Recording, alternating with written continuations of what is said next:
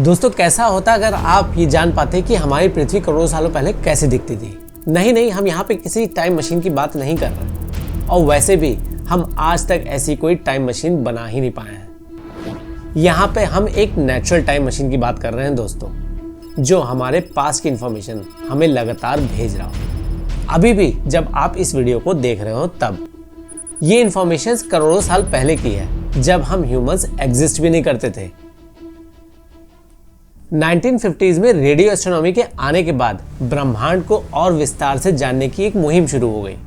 Late 1950s और early 1960s में scientist ने दूर से इनॉर्मस क्वांटिटी में आते रेडिएशंस को डिटेक्ट किया, पर ये रेडिएशंस कहाँ से आ रही थी, ये रहस्य काफी समय तक बना हुआ था। इस रहस्य से 1963 में पर्दा उठा, जब साइंटिस्ट को इन रेडिएशंस का सोर्स मिला, जो फेंट लाइट दे रहा था, मानो दूर चमकता हुआ कोई तारा हो।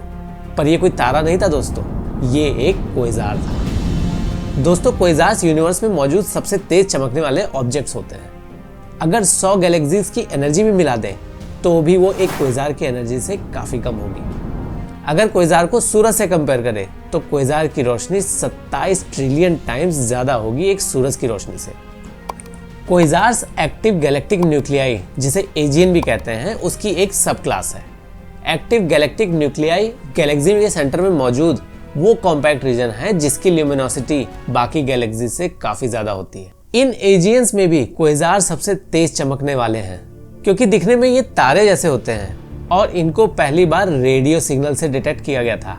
इनका नाम रखा गया क्वाजी स्टेलर रेडियो सोर्स, जिसे शॉर्ट में हम क्वेज़ार कहते हैं। सुपर मैसिव ब्लैक होल के एक्रेशन डिस्क में जब तेजी से घूमते मैटर्स एक दूसरे से टकराते हुए ब्लैक होल में गिरते हैं तो हाई फ्रिक्शनल एनर्जी रिलीज होती है, जो इन गैसेस और पार्टिकल्स के टेम्परेचर को मिलियंस ऑफ डिग्री से बढ़ा देती है, जिससे वो प्लाज्मा में कन्वर्ट हो जाते हैं। इस वजह से एनॉर्मस क्वांटिटी में रेडिएशंस एमिट होने लगती है दोस्तों।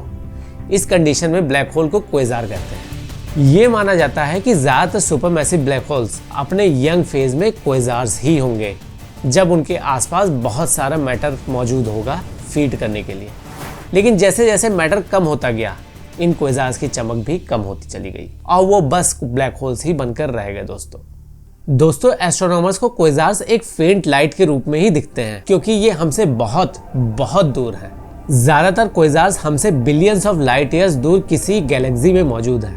नासा के वॉयेजर स्पेस प्रोब को 1 लाइट ईयर की डिस्टेंस को कवर करने में 18,000 साल लगेंगे। ऐसे में आप इमेजिन भी नहीं कर सकते हैं कि बिलियंस ऑफ लाइट ईयर्स के डिस्टेंस को कवर करने में कितना टाइम लगेगा। अभी तक डिस्कवर हुआ क्लोजेस्ट एवर क्वेज़ार भी हमसे 600 मिलियन लाइट ईयर्स दूर है। इतने दूर होने की वजह से हमें गैलेक्सीज तो नहीं दिखाई पड़ती, पर उसके सेंटर में बैठे तेज चमकने वाले क्वेज़ार्स दिख जाते हैं। हम जो भी रेडिएशंस क्वेज़ार से रिसीव कर रहे हैं दोस्तों, वो बिलियंस ऑफ ईयर्स पुरानी हैं, क्योंकि उन्हें क्वेज़ार से अर्थ तक पहुंचने में इतना समय तो लगेगा ही। यानी कि हम हमारे यूनिवर्स की बिलियन ईयर्स पुरानी इंफॉर्मेशन को आज कलेक्ट कर रहे हैं। इसका मतलब क्वेज़ार्स टाइम मशीन की तरह काम करते हैं। क्वेज़ार्स की इन भेजी हुई इंफॉर्मेशन को एनालाइज करके हम यूनिवर्स और हमारे पृथ्वी की हिस्ट्री को शुरू से जान पाएंगे। है ना क्वेज़ार्स कमाल के नेचुरल टाइम मशीन दोस्तों। लेकिन दोस्तों हमारे पास एक और कमाल का नेचुरल टाइम मशीन है, जिससे हम सिर्फ इंफॉर्मेशन ही नहीं कलेक्ट कर पाएंगे, बल्कि उसमें जाके फिजिकली पास्ट या फ्यूचर में ट्रेवल कर पाएंगे। इस नेचुरल टाइम मशीन के बारे में जानने के लिए लेफ्ट वाले वीडियो पे क्लिक कीजिए। वीडियो इन्फॉर्मेटिव लगा हो तो लाइक और शेयर जरूर कीजिएगा। स्पेस, साइंस और मिस्ट्री से जुड़े और वीडियोस देखने के लिए चैनल को सब्सक्राइब कर लीजिए। मिलते हैं नेक्स्ट वीडियो में, तब तक के लिए